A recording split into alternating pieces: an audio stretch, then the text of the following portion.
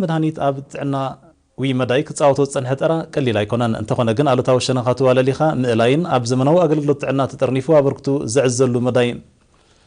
مدلاين أقداسي سلازخونا مينستر تعنا ندفي بوليسي أدالي لو بزعبازين استخايد وعلى بزملكات نستدالو تصابصاب ليديا تخلى مريم كتغربايام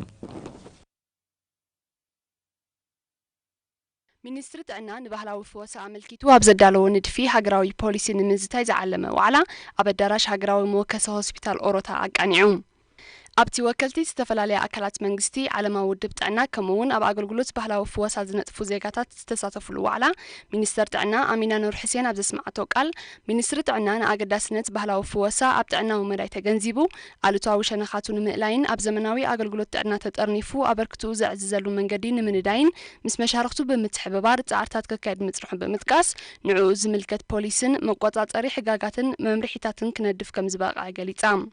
نتفتات بهلاو فوسا أبا هاجرنا نينويح عامتات تاريخ تتقامنتن كم زلوز حبرت مينستر أمينة انتخونا جن ألوتاون وتاون شانخو كي تفلين أب زمناو حكمنا كي تتقرنفن كسرحلو متصنحو بمبراح أب تنتفت استوافر وزيقاتات إز بزوح تقم زلوان كعك أب زقبون أقباب فوسا بقعاتون وحسنتون بزرقاقت منقد هتقاملو كم أون بمحبر تتقرنفهم نعبيتن وهداتن مزمناو حكمنا كسرحو كم زقبا أغنزيبام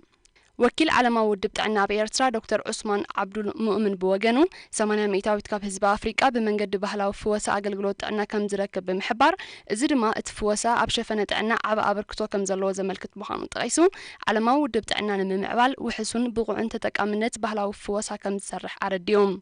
أبتو على بزعبه هلو كنتات بهلاو فوسا بإرترا زركبو مدحانيتاو تحسو زلوما أو تصلت زد هسيس مصنعتي نزوبا استراتيجين تقبارن بهلاو فوسا بأفريقيا كمو نتحسو ندفي بوليسي بهلاو فوسا بإرترا زتوكرو مصنعتاوي ورقاقت قريبام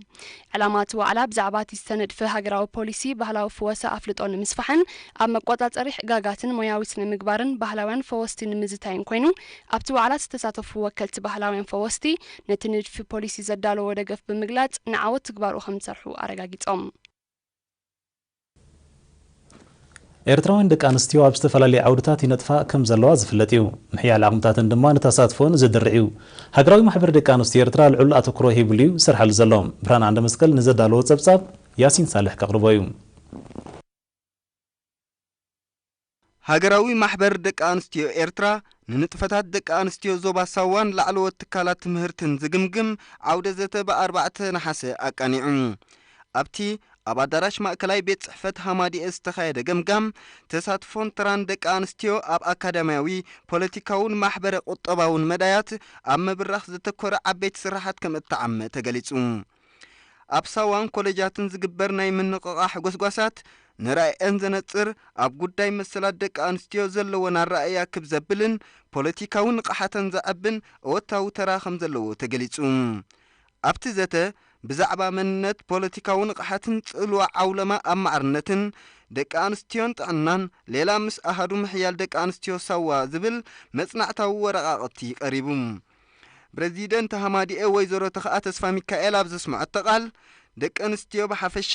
መንእስያት ደቂ ኣንስትዮ ድማ ብፍላይ ፍልጠት ሞያን ዓቕምን ደሊበን ኣፍራይነተን ንኽዓዝዝ ብዝለዓለ ክሰርሓ ብምዝኻር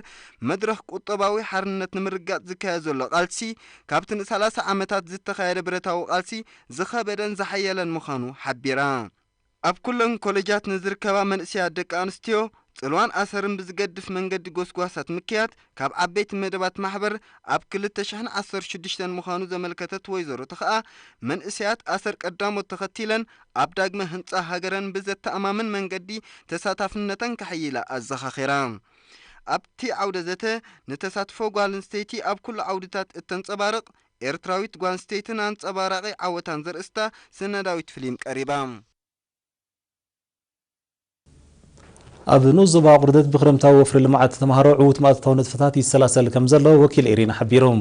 እቲ ዝካየድ ዘሎ ንጥፈታት ኣብ ኣብያተ ትምህርቲ ኣብያተ ጽሕፈት መንግስቲ መቓብር ሓርበኛታት ከምኡውን ንጥፈታት ዘላታት ከትርታትን ምግራብን ዘተኮረ እዩ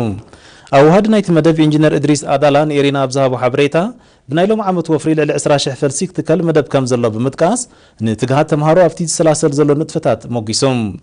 ተማሃሮ ብወገኖም ኣብ ዝሃቦ ርእይቶ ዘካይድዎ ዘለዉ ንጥፈታት ኣብ ልዕሊ እቲ ልምዓታዊ ኣበርክቶም ኣብ ነንሓድሕዶም ዘለዎም ስኒትን ፍቕርን ኣብ ምሕያል ዓብዪ ኣበርክቶ ከም ዘለዎም ሓቢሮም አሊት መምህራን ድማ ብናይ ስራሕ መንፈስ ናይቶም ተማሃሮን ዝሰላሰል ዘሎ ስራሓትን ዕጉባት ምዃኖም አረጋጊጾም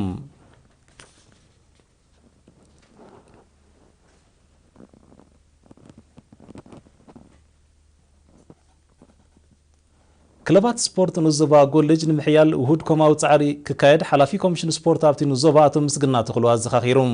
ኣብዚ እዋን እዚ ኣብ ድሓን ኩነታት ዝርከባ ክለባት ስፖርት ናይቲ ንዞባ ማለት ሰቲት ባርካን ዓዋተን ተወዳደርቲ ስፖርታውያን ከፍርያ ባጀተን ኣውሒሰን ቀጻልነተን ክረጋግጻን ትጽቢት ከም ዝግበረለን ዝሓበራቶ ምስግና እዚ ድማ ከም ሰረቱ ውዳበ ምዝሕይል ጥራይ ከም ዝሰምራ ገንዚቦም እተን ክለባት ኣብዚ ቀረባ እዋን ምስጋንታታት ኩዕሶ እግሪ ንኡስ ዞባታት ሃይኮታን ባሮንቱን ዘካየዶ ናይ ምሕዝነት ግጥም ንውሽጣዊ ዓቕምን ዝግምግም ከምኡውን ዕቑር ክእለት ዘለዎም ትስፋት ስፖርታውያን ናይ ምፍራይ ክእለት ከም ዘለዎን ዘነጽር ምንባሩ ኣረዲዩ